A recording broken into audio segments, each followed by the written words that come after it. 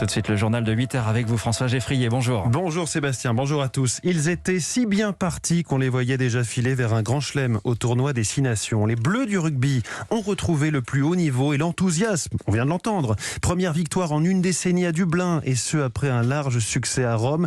Mais plutôt que de compter les points et les bonus offensifs ce matin, on calcule les risques de contamination au sein du 15 de France après plusieurs cas positifs dans son staff et alors qu'il faut rejouer dans 9 jours. Bonjour Simon Rubin. Bonjour. Vous êtes le spécialiste rugby d'Europe 1. Vous suivez les Bleus dans ce tournoi des 6 nations. La Fédération française de rugby essaie déjà de répondre à la question suivante. D'où vient cette contamination ? Et le scénario le plus probable, c'est celui d'une contamination à l'entraînement. La semaine dernière, le 15 de France s'est entraîné avec l'équipe de France de rugby à 7, dont la moitié des joueurs a depuis été testée positive au Covid. L'équipe de France de rugby à 7 qui n'était pas dans une bulle sanitaire aussi stricte que le 15.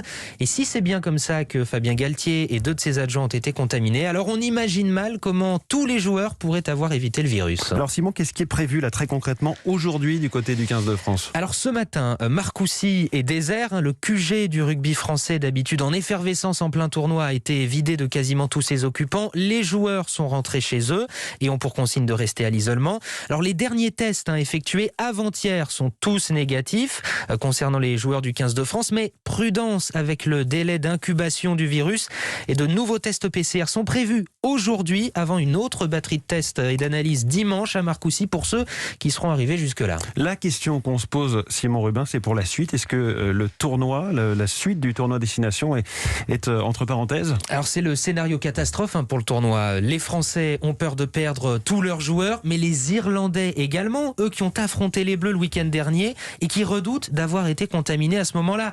Et puis du côté de la fédération écossaise, prochain adversaire de la France le 28, on n'est pas rassuré, aucune envie de courir le moindre risque. Alors en ce qui concerne les Bleus, tout joueur positif sera privé du match dans 9 jours contre l'Écosse, même en cas de guérison entre-temps, parce qu'on connaît mal les séquelles du Covid associées à la violence des chocs d'un match de rugby, donc on ne prend pas de risque. Potentiellement, c'est tout le groupe, 31 joueurs qu'il faudrait donc remplacer.